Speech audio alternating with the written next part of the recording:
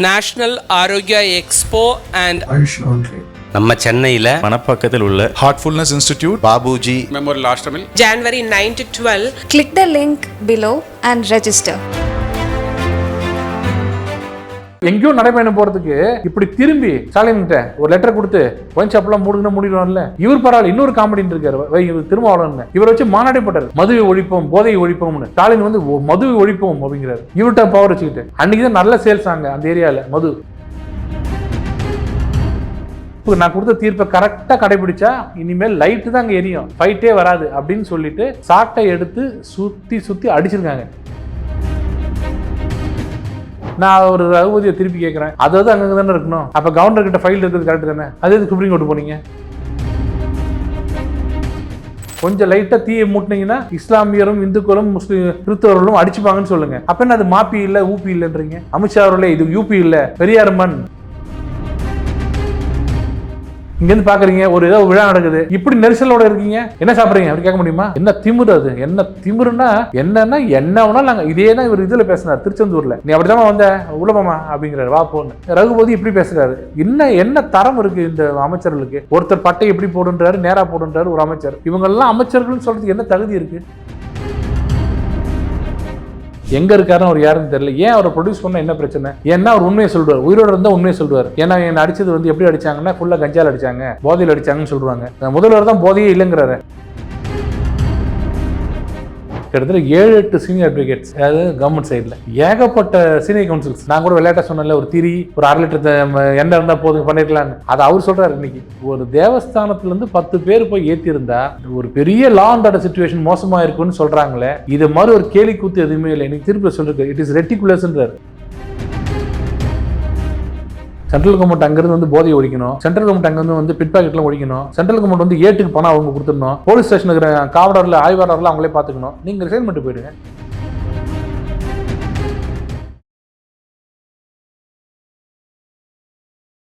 இளையபரத நேயர்களுக்கு வணக்கம். இன்னைக்கு நம்ம நேர்களில் நம்ம சிறப்பு விருந்தினர் பாஜகவின் வழக்கறிஞர் பிரிவின் மாநில தலைவரான நம்ம குமரகுரு சார் நம்ம அடைஞ்சிருக்காரு. சார் வணக்கம் சார். சார் இன்னைக்கு ஜட்ஜ்மெண்ட் வந்திருக்குது. ரொம்ப நாள் போராடிட்டு இருந்தீங்க, உங்களுடைய பேட்டிகளை நம்மளால பார்க்க முடிஞ்சது. எதுக்காக இந்த அளவுக்கு அடுத்து மேல்முறையீடு வேற போறதாகவும் சொல்லியிருக்காங்க. எதுக்காக இந்த அளவுக்கு திமுக ரொம்ப இதா இருக்காங்க, விடாப்பிடியா இருக்காங்க? நம்ம கான்ஸ்டியூஷன் படி சுப்ரீம் கோர்ட் தான் கடைசி. இப்போதான் எனக்கு கொஞ்சம் இது யோசனையா இருக்கு. சுப்ரீம் கோர்ட்டும் தாண்டி போனாம இருந்தா பிரிவி கவுன்சில் கூட போவாங்க இந்த தீர்ப்புக்காக. ஏன்னா இது ஹிந்துஸ்க்கு ஃபேவராக இருக்குது. ஸோ ஹிந்துக்களுக்கு ஃபேவராக இருந்தால் அவங்க ப்ரீவி கவுன்சில் வரைக்கும் கூட போவாங்க. இதே நமக்கு அகைன்ஸ்டாக இருந்து வச்சுங்களேன், மேஜிஸ்ட்ரேட் கோர்ட்லேயே முடிச்சிருவாங்க. அதான் தீர்ப்பு வந்துருச்சுங்க, அப்புறம் என்ன நாங்களாம் முடிவு பண்ணுறோம், திமுக அரசாங்கம் முடிவு பண்ணுது. ஒரு கற்றறிந்த ஒரு நீதிபதி சொல்கிறாரு, அதை கேட்காம போயிடுறதா அப்படின்னுவாங்க. இப்போ அப்படியே ரிவர்ஸில் பேசுவாங்க. ஓகே, என்ன ஜட்ஜ்மெண்ட் கொடுத்துதாங்க சார் இதில்? அதாவது முதல்ல நீதியரசர் ஜி.ஆர். சாமிநாதன் கொடுத்த தீர்ப்பு இருக்கு இல்லைங்க, அதாவது தீபத்தூணில் வந்து தேவஸ்தானமே ஏற்றலாம். முதல்ல அவங்க கொடுத்த தீர்ப்பு வந்து தேவஸ்தானத்தில் சேர்ந்தவங்களே அவங்களே போய் தீபத்தூணில் ஏற்றலாம். மற்றபடி அவர் எதையுமே சொல்லலை, நீங்கள் ஏற்றுங்கன்னாரு. ஆனால் 6 மணிக்குள்ளே ஏற்றணும்னு சொன்னார், ஏற்றலை. அப்போ என்ன பண்ணார்? அப்போ ஒன்று பண்ணுறேன், ப்ரேயரில் இன்னொன்று கேட்டிருக்கீங்க, பெட்டிஷனரே இப்போ ஏற்றலாம், ப்ரொவைடர் எனக்கு பந்தோபஸ்து கொடுங்கன்னு கேட்டிருக்காரு. அதை நான் எடுத்துக்கிறேன், பெட்டிஷனரை போய் ஏற்ற சொல்கிறேன். பந்தோபஸ்து போலீஸ் கொடுக்க மாட்டீங்க. நீங்கள் உங்கள் பேச்சுலேருந்து தெரியுது. சிஏஎஸ்எஃப்னு சொல்லக்கூடிய central industrial force security force நாங்கள் கோர்ட்லேருந்து அனுப்புகிறோன்னு சொல்லி அனுப்பிச்சாங்க. இவங்க நடந்து இங்கேருந்து அங்கே போகிறதுக்குள்ளேயே 144 போட்டு நிறுத்திட்டாங்க. ஏன்னா ஊரடங்கு உத்தரவு 144, நீங்கள் எப்படி போகலான்னு சொல்லி நிறுத்திட்டாங்க. அதையும் மீறி போனால் பிரச்சனை ஆகும்னு சொல்லிட்டு வந்துட்டாங்க. இவர் என்ன பண்ணால் அடுத்த நாள் கண்டெம்ட் இஷ்யூ பண்ணிட்டார். கண்டெம்ட் இஷ்யூ பண்ணதில் நீங்கள் வந்து யாரை கேட்டதை போட்டிங்க, 144 போட்டிங்க, நான் வந்து கண்டெம்ட் இஷ்யூ பண்ணுறேன் அப்படின்னு சொன்னோடனே இவங்க உடனே என்ன பண்ணாங்க, டிவிஷன் பெஞ்சுக்கு கண்டெம்ட் எடுத்துகிட்டு போனாங்க. இந்த கண்டெம்ட்டே செல்லாது அப்படின்னு சொல்லி அவர் போட்ட ஆர்டர் மேலே போட்டாங்க. ப்ளஸ் இந்த அவர் கொடுத்த தீர்ப்புக்கு மேலே ஒரு அப்பீல் போயிருந்தாங்க. ரெண்டும் ஒரே டிவிஷன் பெஞ்ச் சொல்லக்கூடிய இவர் தான். ரெண்டுமே வந்து ஜெயச்சந்திரன் அவர்களும் இன்னொரு நீதிபதி ஆகட்டும் 2 பேட்டி வந்துச்சு. 2 பேட்டி வந்து அப்பீல் ஒன்று பெண்டிங் இருக்குது. இந்த கண்டெம்ட் எடுத்தார் பாருங்க, இந்த கண்டெம்ட் மேலே அப்பீல் எல்பிஏன்னுவாங்க, அது வந்துச்சு. அவங்கள்ட்ட போகும்போது அப்பீல் அப்புறம் பார்த்துக்கலாம், கண்டெம்ட் முதல்ல எடுங்க, ஏன்னா கண்டெம்ட் நாளைக்கு காலையில் கூப்பிட்டு தண்டிச்சிட போறாரு அப்படின்னு சொல்லி எடுத்து சொன்னாங்க. சார் கண்டெம்ட் எடுத்துக்கிறோன்னு சொல்லி ஃபுல் கண்டெம்ட் எடுத்து அவங்க என்ன சொல்லிட்டாங்க, என்ன தப்பு அவர் சொன்னதில்லை, ஒன்று நீங்கள் இம்ப்ளிமெண்ட் பண்ணணும், நீங்கள் இம்ப்ளிமெண்ட் பண்ணலை, சிஎஸ்எஃப் கூட்டு இம்ப்ளிமெண்ட் பண்ண சொல்கிறாரு. அங்கே இருக்கிற இம்மீடியட்டாக இருக்கிற பாடி அவங்க தானே. அவங்கன்னா பப்ளிக்ல இருந்து கூண்டாஸாக கூப்பிட்டாங்க, லோக்கல் இங்கே அஃபிஷியலாக இருக்கவங்க தான் கூப்பிட்டாங்க. நத்திங் ராங், டிஸ்மிஸ் பண்ணிடுறேன் எல்பிஏன்ட்டாங்க. பண்ண உடனே அங்கே திருப்பி இப்போ அவர்கிட்டே போச்சு. அவர் என்ன பண்ணார், இந்த 144 நான் ரத்து பண்ணுறேன், ஒழுங்காக போய் ஏற்றுங்க, யாரோனா ஏற்றுங்கன்னு சொன்னாங்க. 144 ரத்து பண்ணி போகும்போது போலீஸ்கார் நிறுத்திட்டாங்க, மேலே போகக்கூடாது, லா அண்ட் ஆர்டர் சுச்சுவேஷன் வரும்னு. ஸோ அதனால் அப்படியே விட்டாச்சு. சரி, இந்த இதை அது கண்டெம்ட் தனியாக நடக்குது. மீன்வேல் இதில் அப்பீல் நடந்துட்டு இருந்துச்சு. அப்பீல் நடக்கும்போது அவர் ஜெயச்சந்திரன் என்ன சொல்லிட்டாங்கன்னா, சரி ஒன்று பண்ணுங்க, அவரும் ஜஸ்டிஸ் ராமகிருஷ்ணன் 2 பேரும் என்ன சொல்லிட்டாங்க, நாங்கள் அப்பீலே எடுத்துக்கிறோம், நீங்கள் ஆர்கியூ பண்ணுங்கன்னு. கிட்டத்தட்ட 7-8 சீனியர் அட்வொகேட்ஸ், அதாவது கவர்மெண்ட் சைடில் ஹெச்ஆர்என்சிக்கு ஒருத்தர், கவர்மெண்ட்டுக்கு 2 பேர், தேவஸ்தானத்துக்கு ஒருத்தர், தர்காவுக்கு ஒருத்தர், வக்ஃப் போர்டுக்கு ஒருத்தர், ஏகப்பட்ட சீனியர் கவுன்சில்ஸ். ஒரு கிட்டத்தட்ட 1 வாரம் போச்சு 2 பக்கமும் வாதங்கள்லாம். அப்போது ரொம்ப வேடிக்கை என்ன இருந்துச்சுன்னா, அதில் ஒரு சீனியர் அட்வொகேட் வந்து அந்த தூண் வந்து தூணே இல்லை, அது வேற ஏதோ, உள்ளுக்குள்ளே எட்டி பார்த்தா கிரானைட்லாம் தெரியுது, கிரானைட்லாம் வந்து எப்போ வந்ததுன்னு தெரியலன்னு சொன்னார். அதே கவர்மெண்ட்டுக்கு வர இன்னொரு சீனியர் அட்வொகேட் என்ன சொல்கிறாரு, அது சர்வே கல் அப்படின்ட்டார். இன்னொரு சீனியர் அட்வொகேட் வந்து இதுக்கு வந்தவர், ஹெச்ஆர்என்சிக்கு வந்தவர், அது இந்த கல்லே கிடையாது, சர்வே கல்லும் கிடையாது, தீபத்தூணும் கிடையாது அப்படின்னாரு. இன்னொரு அட்வொகேட் என்ன சொன்னார், இது வைணவர்கள் வந்து அந்த காலத்து சமணர்கள் வந்து அது வழிபாட்டுக்கு வச்சுருந்தாங்க, இரவு நேரத்தில் அதில் வந்து லைட்டு விளக்கு ஏற்றிட்டு கீழே உட்காந்து எல்லாம் பேசிகிட்டு இருப்பாங்கன்ட்டார். இந்த மாதிரி ஒரே இதில் இத்தனை விதமான கல் அப்படின்னு சொன்னதுனால தான் அவர் என்ன பண்ணாங்க, சரி எல்லா ஆர்கியூமெண்ட்லாம் கேட்டு இன்னைக்கு தீர்ப்பு கொடுத்துட்டாரு. தீர்ப்பில் என்ன கொடுத்துருக்காருன்னா, அடுத்த கார்த்திகை தீபத்துக்கு விளக்கு ஏற்றலாம், தடை இல்லை, யாரோனா ஏற்றலாம், அதுக்கு ப்ரொவைடட் நீங்கள் வந்து அப்ளை பண்ணணும். அப்போ இருக்கிற ஆர்கியாலஜிக்கல் சர்வே ஆஃப் இந்தியா அவங்களும் போலீஸ் எல்லாம் சேர்ந்து 50 பேரோ 100 பேரோ அவங்க என்ன சொல்கிறாங்களோ அதை ஏற்றுக்கிட்டு போய் ஏற்றலாம், நீங்கள் ஏற்ற சொல்லிட்டாரு. அப்போ சொல்கிறாரு, இதை பேசாமல் தேவஸ்தானமே போய் ஏற்றிருந்தா, நான் கூட விளையாட்ட சொன்னேன்ல, ஒரு திரி ஒரு 1/2 லிட்டர் எண்ணெய் இருந்தால் போதும் பண்ணிருக்கலான்னு, அதை அவர் சொல்கிறார். இன்னைக்கு ஒரு தேவஸ்தானத்துலேருந்து 10 பேர் போய் ஏற்றிருந்தா ஒரு பெரிய லா அண்ட் ஆர்டர் சிச்சுவேஷன் மோசமாக இருக்குன்னு சொல்கிறாங்களே, இது மாதிரி ஒரு கேலி கூத்து எதுவுமே இல்லை. இன்னைக்கு திருப்பி சொல்லிருக்கு, இட் இஸ் ரெட்டிகுலஸ்ன்றார். இப்படி ஒரு பெரிய ஸ்டேட்டாக ஆள்ற ஒரு அரசாங்கம் தேவஸ்தானத்துலேருந்து ஒரு 5 பேர் போய் ஏற்றினா லா அண்ட் ஆர்டர் இஷ்யூ வரும்னு சொல்கிறது வந்து முழுக்க முழுக்க கேலி கூத்தானது.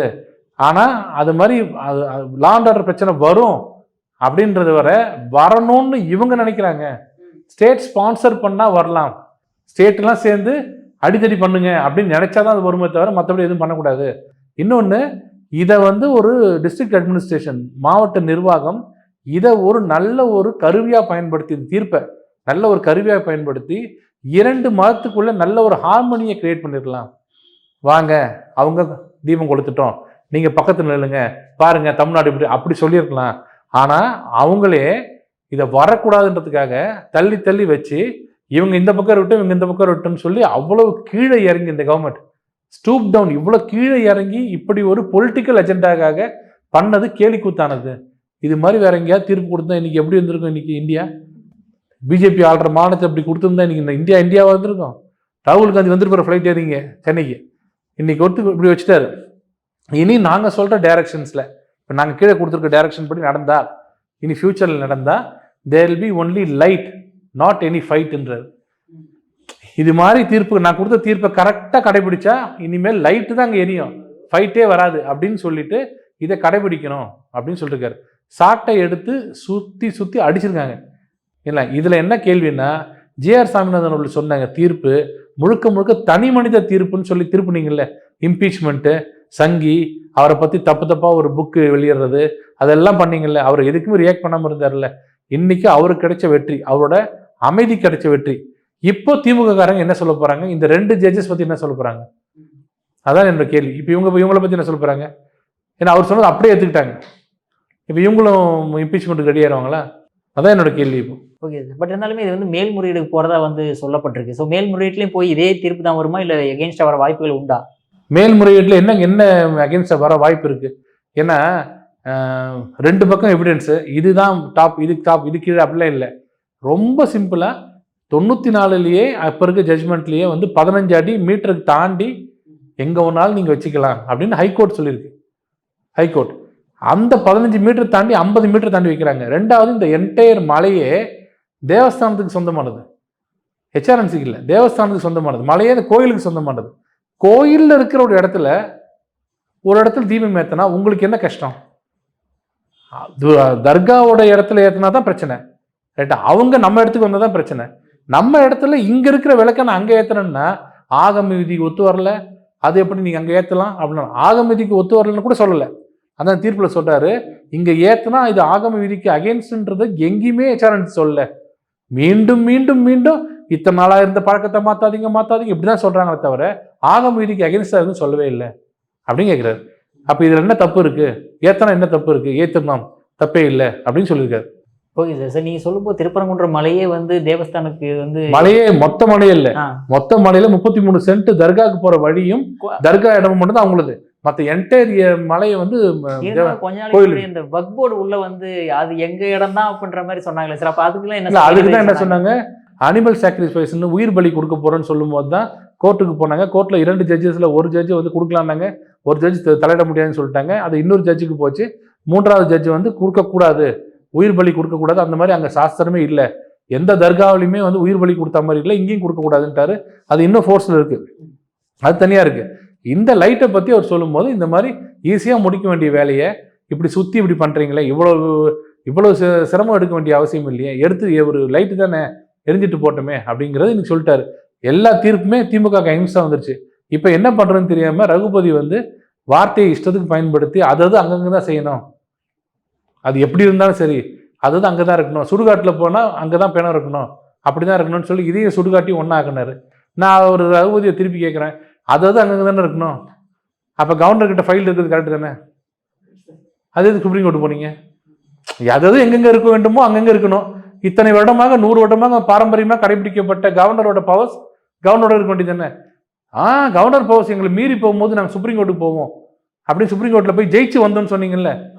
அப்போ நீங்கள் உங்களுக்கு வந்து நடைமுறையை மாற்றி கவர்னரோட பவர்ஸை நம்ம எடுத்துக்கலாம்னு சொன்னால் இனிக்குது. அதே இங்கே நடைமுறைக்கு ஏற்ற மாதிரி இப்போ மாற்றிக்கலாங்க, ரொம்ப நாளாக இருந்தது, இங்கே எரிஞ்சால் தீபம் ஃபுல்லாக தெரியும். அது தீர்ப்பில் சொல்கிறார், இந்த இடத்துல தீபம் எரிந்தால் கீழே இருக்கிற அத்தனை பேருக்கும் தெரியும் அப்படின்னு சொல்கிறாரு. அப்படி இருக்கிறது ஏற்றிட்டு போனால் உங்களுக்கு என்ன லாஸு?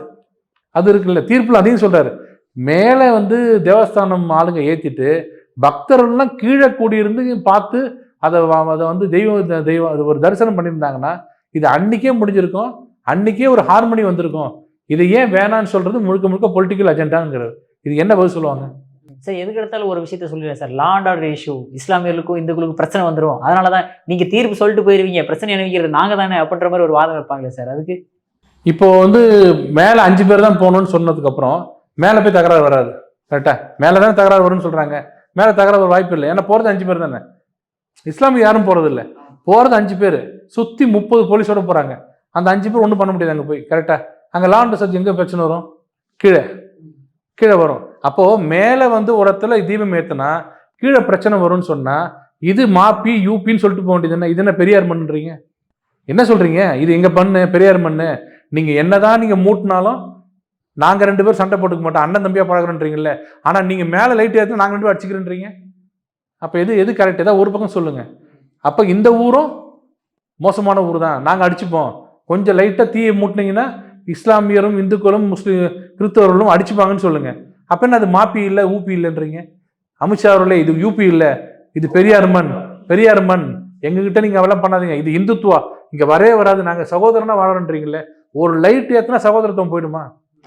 அப்போ அவ்வளோ தின்னாக இருக்குது அவங்க ரிலேஷன்ஷிப்பு, பதில் சொல்ல முடியாது யாராலையும். Okay sir. பட் இருந்தாலுமே ஹெச்ஆர்என்சிக்கு வந்து மினிஸ்டராக இருக்கிற சேகர் பாபு அவர் வந்து இந்த திருப்பரங்குன்ற பிரச்சனையில் மூக்கையை நுழைக்க மாட்டேங்கிறாரு சார். எதனால சார்? இல்லை, அவர் தான் என்டையர் கவர்மெண்ட்டே அவருக்கு ஃபேவராக இருக்கேன், மூக்க நுழைக்குது. அப்போ அவருக்கு நுழைக்கணும். கவர்னரும் 7 கவர்மெண்ட்டே 7 senior advocate Vikas Singh supreme court வந்து கூப்பிட்டு வரீங்க, எத்தனை லட்சம் எத்தனை கோடி செலவு பண்ணுறீங்க இதுக்கு மட்டும்? கிட்டத்தட்ட 10 நாள் கோர்ட்டே சமைச்சிருச்சிங்க இந்த ஒரு கேஸுக்காக. அப்போ எவ்வளோ வேஸ்ட்டாக போகுது டைமு? இப்போ என்னாச்சு? திருப்பி வந்துருச்சு இல்லை? இப்போ இது மேல்முறையீடு, இங்கேயாவது லட்சக்கணக்கில், அங்கே எவ்வளோ கோடி கணக்கில் அதுவும் செலவு பண்ணுறாங்க. மக்கள் பார்த்து தான் இருக்காங்க. ஒரே ஒரு தீபத்தை ஏற்றுறதுக்கு இத்தனை கோடி செலவு பண்ணுறீங்களே, மக்களுக்கு எவ்வளோ பிரச்சனை? ரோடு நல்லா இருக்கா? குடிநீர் நல்லா இருக்கா? ஏன் உங்கள் ஊழியர்கள் இருக்காங்களா, அரசு ஊழியர்கள், அவங்களுக்கு பஞ்சப்படிலாம் கொடுத்துட்டீங்களா? ரிட்டையர்மெண்ட் பெனிஃபிட் கொடுத்துட்டீங்களா? எத்தனை வீட்டில் குழந்தைங்களுக்கு கல்யாணம் பண்ணாமல் வெயிட் பண்ணுறாங்க தெரியுங்களா? ரிட்டையர்மெண்ட் பெனிஃபிட் வராமல். ஆனால் இந்த ஊதாரித்தன்மை இங்கே செலவு பண்ணிட்டு இருக்காங்க. ஒரே காரணம், மைனாரிட்டியை அப்பீஸ் பண்ணணும், அவ்வளோதான். பட் இருந்தாலுமே இப்போ சேகர் பாபு அவர்கள் வந்து சுசீந்திரன் கோயிலில் வந்து அந்த மாதிரி வார்த்தைகள் அவர் பேசலாமா ஒரு அமைச்சராக இருந்து? தைரியம் இருந்தால், அதை நான் அவர் கேட்குறேன், தைரியம் இருந்தால் இதே போன்ற வார்த்தையை வேற மதத்திற்கு பயன்படுத்தணுமா? ஓ, பண்ண முடியுமா? உள்ளேயே போனது இல்லையே சார், அவர் சர்ச்சுக்குள்ளேயும் போனது. இங்க இருந்து சொல்லுங்க, ஏதோ ஒரு நெரிசல் இங்க இருந்து பாக்குறீங்க, ஒரு ஏதோ விழா நடக்குது, இப்படி நெரிசலோட இருக்கீங்க, என்ன சாப்பிட்றீங்க அப்படி கேட்க முடியுமா? என்ன திமிரு அது? என்ன திமிருன்னா என்னன்னா என்ன வேணாலும் நாங்கள் இதே தான் இவர் இதில் பேசினார் திருச்செந்தூர்ல. 5 மணி நேரம் ஜனங்க நிற்க வச்சதுக்கு 5 மணி நேரம் நீங்கள் 5 மணி நேரம் நிற்க முடியாது, உங்களால நிற்க முடியாம ஏன்டா வரீங்க அப்படின்னாரு. ஞாபகம் இருக்கா? இப்போ எங்கள் தமிழிசை டாக்டர் தமிழிசை அவர்கள் 20 பேரோட போகும்போது வா போன்னு, ஏமா 20 பேரோட வர, 20 பேரோட வந்தால் எப்படி விடுறது? அவங்க அண்ணன் இல்லைண்ணே நாங்கள் 20 பேர் வரலனேன்றாங்க கண்ணியமா, நீ அப்படித்தாம்மா வந்த உலகமா அப்படிங்கிறாரு, வா போன்னு. ரகுபதி இப்படி பேசுறாரு. என்ன தரம் இருக்கு இந்த அமைச்சர்களுக்கு? ஒருத்தர் பட்டை எப்படி போடுன்றாரு, நேரா போடுன்றாரு ஒரு அமைச்சர். இவங்கெல்லாம் அமைச்சர்கள்னு சொல்றதுக்கு என்ன தகுதி இருக்கு? புரியுது சார். அதே மாதிரி இப்போ நம்ம இப்போ எல்லாமே பிஜேபியினர் எல்லாமே கேட்கக்கூடிய கேள்வி என்ன, அந்த சுராஜ் எங்கே போனார், என்னதான் ஆச்சு அவருக்கு, ஏன் இவருக்கு கேஸ் போட்டு எதுவுமே பண்ண முடியாமல் போயிருது அவருக்கு? ஏன் போனாருன்னா அது வந்து அவருக்கு ஏற்பட்ட காயங்களை வெளில சொல்ல முடியாது. அது சில பேர் சொல்றாங்க அவர் ஊர்லேயே இல்லைன்றாங்க, சில பேர் உயிரோடவே இல்லைங்கிறாங்க. எங்கே இருக்காருன்னு அவர் யாருன்னு தெரியல. ஏன் அவரை ப்ரொடியூஸ் பண்ண என்ன பிரச்சனை? ஏன்னா அவர் உண்மையை சொல்லுவார், உயிரோடு இருந்தால் உண்மையை சொல்லுவார். ஏன்னா என்னை அடித்தது வந்து எப்படி அடித்தாங்கன்னா ஃபுல்லாக கஞ்சால் அடித்தாங்க, போதையில் அடித்தாங்கன்னு சொல்லுவாங்க. முதல்வர் தான் போதையே இல்லைங்கிறாரு, ஒரு பக்கம் போதை இல்லைங்கிறாரு, இன்னொரு பக்கம் வந்து இந்த போதைக்கு காரணம் வந்து பெற்றோர்கள் சொல்லணுமா பையன்கிட்ட, போதைக்கு அடிமையாகாதரா அப்படின்னு சொல்லிட்டு பெற்றோர்கள் வந்து சொல்லணும், பெற்றோர்கள் வந்து குழந்தைங்களுக்கு சொல்லணும். இவங்களே தான் நல்லா அப்படியே ஃப்ளாஷ்பேக் போங்க, இவங்களே தான் மோடி அவர்கள் சொன்னார் ஒரு தடவை, இது மாதிரி பெண்கள் வந்து இந்த பாலியல் துன்பங்கள் நைட்டில் நடக்கும்போது எல்லா பெற்றோர்களும் பெண்களை கேட்க சொல்கிறீங்களே, அதே போல் தங்கள் பையங்களை கேளுங்க, எங்கே போகிறீங்க 10 மணிக்கு எங்கடா போகிறீங்கன்னு பசங்களை கேட்டிங்கன்னா இது போன்ற குற்றங்கள் நிகழாதுன்னாரு. அதுக்கு என்ன சொன்னான்னு தெரியுங்களா? ஓ அப்பா அம்மா தான் பசங்களை பார்த்துக்கணுமா, நீங்கள் பார்த்துக்க மாட்டீங்களா, லா அண்ட் ஆர்டர் நீங்கள் பார்த்துக்க மாட்டீங்களான்னு சொன்ன வாய் தான் இன்னைக்கு சொல்லுது பெற்றோர்கள் தான் பசங்களை வந்து போதைக்கு அடிமையாக பார்த்துக்கணுமா. இதை நான் இன்னொன்று கேட்குறேன், கனிமொழி சொன்னாங்களே இந்தியாவிலேயே அதிக விதவைகள் உள்ள மாநிலம் தமிழ்நாடுனாங்கல்ல, அப்போ என்ன சொல்லணும்? அவங்கள சொல்லக்கூடாது, அப்போ எடப்பாடி தான் காரணம்னாங்க. காரணம் என்ன தெரியுமா? ரோடெல்லாம் கடை திறந்து வச்சிருந்தாராம், ரோடெல்லாம் கடை திறந்ததுனால மக்கள் போய் குடிச்சு இறந்துட்டாங்களா, விதவைகள் ஆகிட்டாங்களா மனைவி, இதானே அவங்க சொன்னது. அப்போ அப்படி சொல்லிடக்கூடாதுல்ல, மனைவிகளே நீங்கள் இதை வந்து தயவுசெய்து விதவை ஆகாதீங்க, உங்கள் கணவர்களை திருத்துங்கள், அந்த கடைக்குள்ள போகாம திருத்துங்கள், எடப்பாடி கடையை திறந்து வைக்கட்டும் ஆனால் நீங்கள் போகாம திருத்துங்கன்னு சொல்லணும்ல. அப்ப என்ன சொன்னாங்க? திறந்து வைக்கிறீங்களே இவங்கெல்லாம் பாவம் போய் குடிக்கிறாங்கல்ல, செத்தாங்கல்ல இவங்கன்னு சொல்றீங்க. இங்க அப்படியே மாத்தி போதை எக்கச்சக்கமா ஆயிடுச்சு, போதை ரோடெல்லாம் இருக்கும், கஞ்சா ரோடெல்லாம் இருக்கும், நீங்க தான் உங்க பசங்களை நேரா அப்படி திரும்பாதப்பா இப்படி திரும்பாதப்பா நேரா போப்பான்னு சொல்றாங்களா? இது என்ன கண்ணியமா இதா இருக்கா?